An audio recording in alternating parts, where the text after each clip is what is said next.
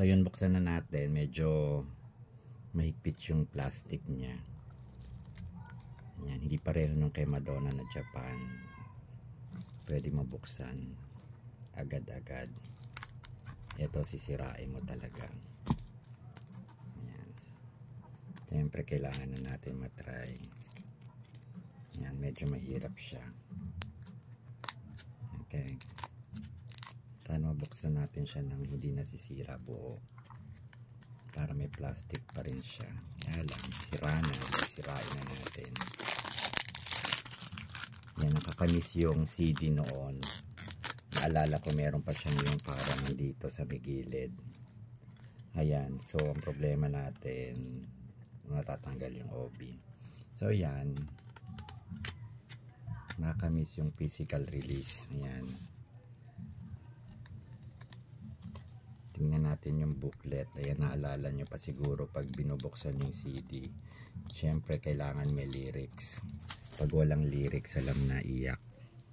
Wala pang internet noon. So, hulaan na lang ang words.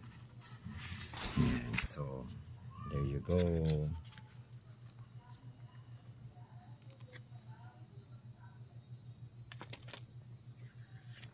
So, alam na may lyrics siya, Japanese pa.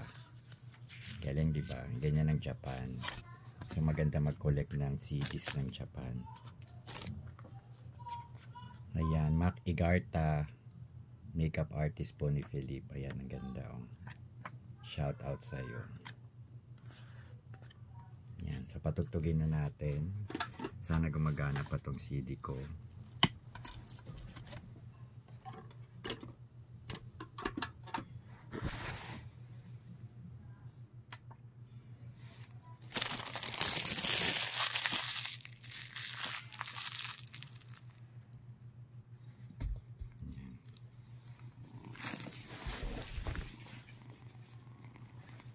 Ba't ayaw niya gumana? Play, ayaw mag-play.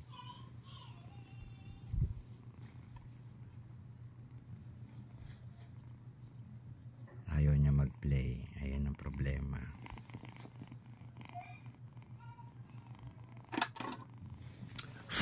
Hipa natin.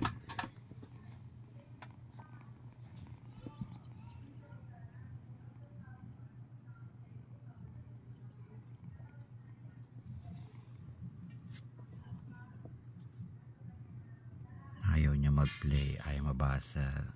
Fast forward natin. Tingnan natin. Ayaw mag-read.